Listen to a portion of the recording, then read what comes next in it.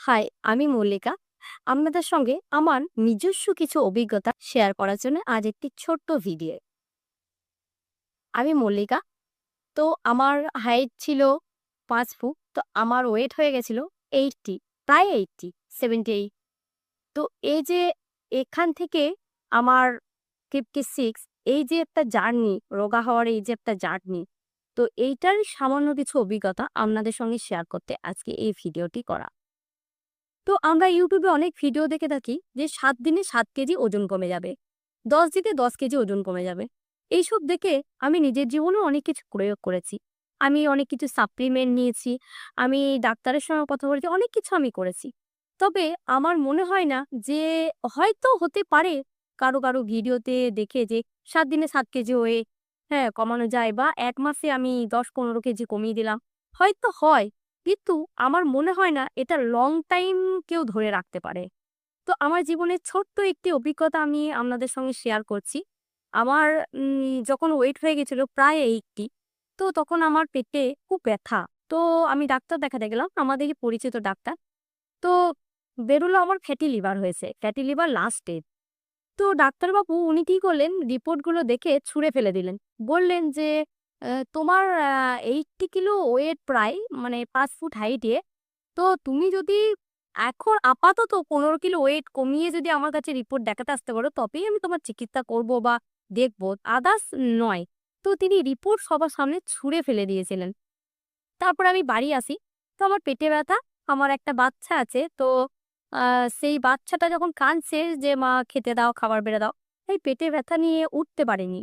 তো সেদিন আমার মানে খুব মনটাকে যেন নাড়া দিল যে, না আজকে হয়তো পেটে ব্যথা বলে আমি এ উঠে খাবারটা দিতে পারিনি। তো ডাক্তারবাবুর কথাটা যদি সত্যি হয় যে, আপনার গোটা শরীরে যখন মেদ জমে যাবে, তখন আপনি কিভাবে আপনার বাচ্চাকে দেখবেন, আপনি কিভাবে আপনার সংসার মেইনটেইন করবেন, কি করবেন?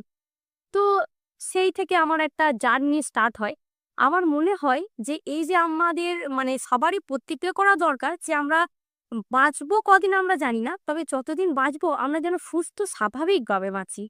তার জন্য আমাদের নির্দিষ্ট সবারই একটা হাইট অনুযায়ী ওয়েট সেটা মেইনটেইন করা সবারই দরকার।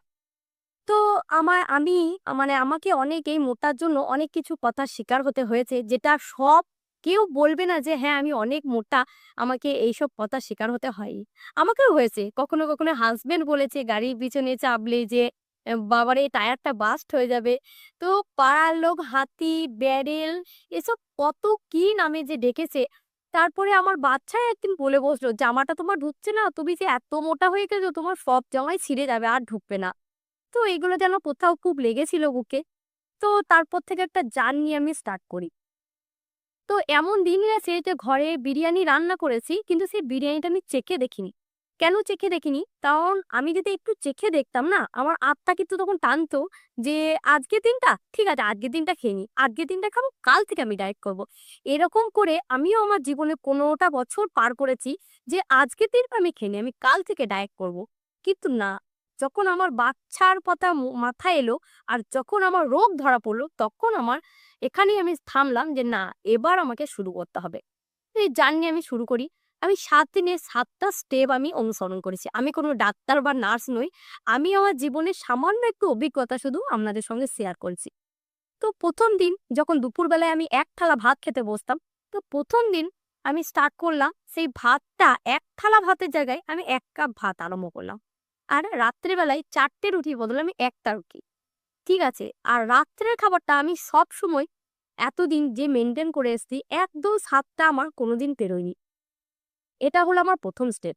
2nd স্টেপ আমি যেটা আরম্ভ করলাম সেটা হচ্ছে মিষ্টি খাওয়া বন্ধ।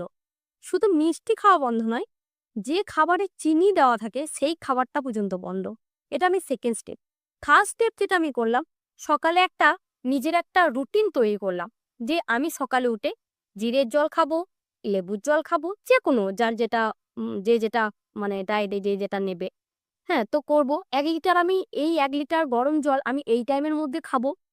তারপরে আমি একটা নিজস্ব একটা রুটিন যেটা তৈরি করলাম, আমি এটার পরে এটা খাবো, এটার পরে এটা খাবো, এটার পরে এটা খাবো। ঠিক আছে? আমি এটা তৈরি করলাম। 3rd স্টেপ যেটা হলো এক্সারসাইজ, মর্নিং ওয়াক এবং এক্সারসাইজ। তো আমাদের ডায়েটে 100% এর মধ্যে 70% আমাদের ডায়েটের দিকে আমরা নজর রাখবো এবং 30% আমাদেরকে কিন্তু মর্নিং ওয়াক বা এক্সারসাইজ। কিন্তু আমার মতো ভুল যদি কেউ করে থাকেন, কোনো সাপ্লিমেন্ট নিয়ে আমাকে রোগা হতেই হবে, কারো ভিডিও দেখে 7 দিনের মধ্যে 7 কেজি ওয়েট কমাতেই হবে, হয়তো কমিয়ে নেবে। কিন্তু আমার কথাটা মিলিয়ে রাখবে, এটা লাইফ টাইম কেউ চালাতে পারে না। লাইফ টাইম কেউ কন্ট্রোল করতে পারে না 7 দিনে 7 কিলো ওয়েট কমানোর পরে বা কোনো সাপ্লিমেন্ট নিয়ে। যদি আপনি মন থেকে নেন যে না আমাকে সুস্থভাবে বাঁচতে হবে, তবেই আপনি এটা কন্টিনিউ করতে পারবেন। এইটুকুই বার্তা শুধু আপনাদের কাছে পৌঁছানোর জন্য এই ভিডিওটা। তো আমি নেক্সট ভিডিওতে নিয়ে আসবো যে আমি কিভাবে রোজকার রোজ নিজের রুটিনটা পরিবর্তন করে একটা সুন্দর নিজের লিস্ট বানিয়ে কিভাবে আমি নিজেকে মেইনটেইন করেছি। আমার এই ২১ থেকে ২২ কিলো ওয়েটটা আমি কিভাবে কমিয়েছি ৩-৪ মাসের মধ্যে এবং কিভাবে আমি ৩ বছর ধরে এটাকে কন্টিনিউ করছি এবং কিভাবে কন্টিনিউ সারা জীবন করব, এটা নিয়েও আমি একটা ভিডিও আনবো। তবে এই ৪ টে স্টেপ যে এই ৪ টে স্টেপ আপনি আমার অভ্যাস থেকে পরিবর্তন করুন। যে রাত্রে আমাকে ৭ টার মধ্যে ডিনার কমপ্লিট করতে হবে। আমাকে চিনি জাতীয় খাবার বা অয়েল জাতীয়, প্যাকেট জাতীয় ফাস্ট ফুড খাবারটা আমি বন্ধ করব। ভাত আমি কার্বোহাইড্রেটস অনেক কম নেবো, যেটা আমি খেতাম তার হাফ নেবো। এটা আপনি ৭ দিন মেইনটেইন করুন। তারপরে যে কি ডায়েট করবেন, আমি আমার অভিজ্ঞতাটুকু একটু নিয়ে আমি এর পরের ভিডিওটা নিয়ে আসবো।